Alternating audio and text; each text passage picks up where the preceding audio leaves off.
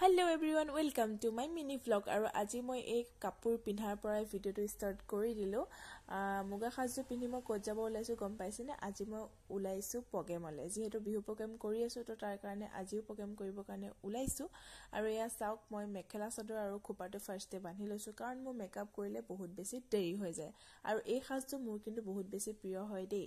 আৰু বলক এতিয়া মেকআপ কৰো। মেকআপটো মানে তেনেকৈ ইমানো নকৰো।